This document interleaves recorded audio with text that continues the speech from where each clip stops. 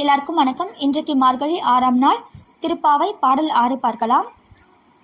புல்லும் சிலம்பினக்கான் புல்லரையன் கோவிலில் வெள்ளை விழி சங்கின் பேரரவம் கேட்டிலையோ, பில்லாய் எழுந்திராய் பேய்முளை நஞ்சுண்டு கள்ள சகடம் கழக்களிய காலோச்சி வெள்ள தரவில் துயிலமர்ந்த வித்தினை உள்ளத்து கொண்டு முனிவர்களும் யோகிகளும் மெல்ல எழுந்து அறியென்ற பேரரவம் உள்ளம் புகுந்து குளிர்ந்தேலோர் எம்பாவாய்.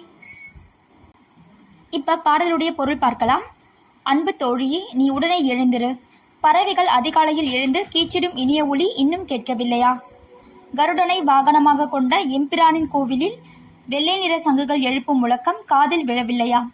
பேய் வடிவம் எடுத்து தன்னை கொல்ல வந்த பூதகி என்ற அரக்கியிடம் பால் குடிப்பது போல் நடித்து அவளது உயிரை பறித்தவனும், சக்கர வடிவில் வந்த சகடன் என்ற அரக்கனின் உயிரை குடித்தவனுமான கண்ணபிரான யோகிகளும் முனிவர்களும் அரியறு என்று அழைக்கும் குரலுமா உன்னை எட்டவில்லை?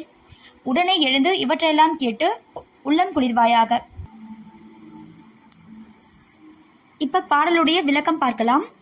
பூதகி என்ற அரக்கியை கம்சன் அனுப்பி வைத்தான். அவளை இம்சை செய்து கண்ணன் கொண்டிருக்கலாம். ஆனால் அப்படி செய்யவில்லை. அவனுக்கு பால் தந்து தாய் சாணத்தை அடைந்து விட்டாலே அந்த தாய்மையை பாராட்டும் விதத்தில் அவளது மடியில் அமர்ந்து பாலை குடிப்பது போல் அமைதியாக உயிரை குடித்து அவளுக்கு மோட்சம் அளித்தான் எம்பெருமான்.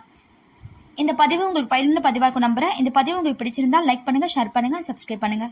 நன்றி, வணக்கம்.